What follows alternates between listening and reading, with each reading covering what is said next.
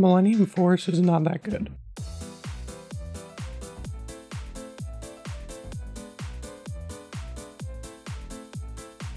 Okay, so I don't think that is a super controversial thing to say anymore, and most people have come to their senses and realized that this is not the best Giga, let alone roller coaster in the world. But let me take this a step further and say the Millennium Force is actually the worst North American Giga.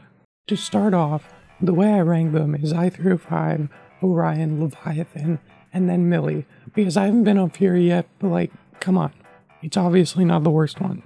I-305 is the most intense coaster in the world, and I love it for that, and the B&Ms have great airtime. But now on to Millie. Millennium Force, also known as Millennium Forceless, was the very first Giga, opening in 2000 at Cedar Point, and you can tell. Of course, the ride isn't bad, but it's significantly worse than I-305, and it doesn't give airtime nearly as good as the B&Ms. Millennium starts off with a 300-foot drop that is inferior to every other Giga in terms of forces. Just looking at it side by side with I-305, you can see it's a lot more drawn out and graceful. Unlike every other Giga I've been on, where the drop gets me flying out of my seat, Millennium's feels pretty weak. Like, it had airtime, yes, but it was noticeably weaker than the rest of them to me. After the drop, you then go into a turn, which just like every turn on this ride, it is overhyped, and it's not even hyped up really at all. I've heard people say that this turn has made them gray out before, and I didn't even feel close to that. Leviathan's first turn is more intense to me, and it's more enjoyable. You then go into another turn on the ground this time, but again, it's not that intense. I rode I-305 before Millie, and I didn't have high expectations for Millie, but after I-305, I expected to at least feel something during the low to the ground turns, but I never did. You then rise up into a camelback, and again, the nickname Millennium Forceless is really fitting right now, because I barely got any airtime, and was basically pushing myself up to compensate. There's then 2 more turns before the second drawn out camelback, and just like the first one, I barely got any airtime. You then turn and go into a speed hill, which again, I didn't get that much airtime on, and the B&M speed hills are by far superior.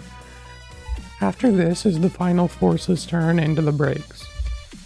Now, as you can tell, I don't really care for this ride and I find it kind of boring. The redeeming factors about it, like the T-bars, don't even matter to me because I'm barely flying out of my seat.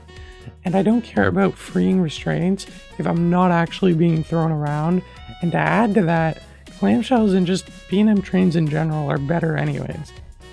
Another thing people say about Millennium is, well, the view is nice, but I don't care. Well, let me rephrase that. If there's an SLC with the most beautiful view you've ever seen, does it make it a good ride? No, of course not, because the actual coaster sucks. Yes, a nice setting will make me like a ride more, but it really only matters if it's an amazing ride anyways.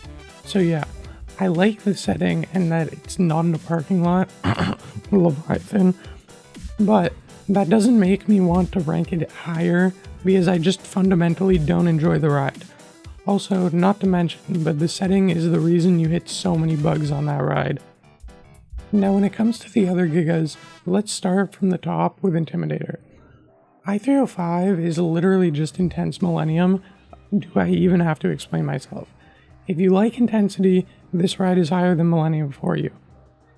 Next is probably where I'd put Fury, and since I haven't been on it, I won't say much, but if I like the other 2 B&Ms more than Millennium, then I'm gonna like Fury more too. I have Orion ranked after that, and Orion has much better airtime than Millennium, and I think Orion's belt is probably the most intense element of the 2 rides, although I don't think either one of them strives when it comes to that, so it's mainly higher because of the airtime. Lastly, before Millennium is Leviathan, and I feel this is a slightly worse Orion to me. I think Leviathan's first turn is probably more intense than all of Orion, especially on a hot day, but I don't really think of these rides are for intensity, and I think I prefer the airtime on Orion a little more, although that could change. Anyways, I think all of these do intensity and airtime much better than Millennium Force. The only thing is Millennium Force probably has better pacing than Leviathan, unless it's a midsummer afternoon on a super hot day. because Leviathan can lose a lot of speed near the end. So to all the Cedar Point fanboys, let me know why I'm wrong, because I'm sure you all have strong opinions on this matter. Peace.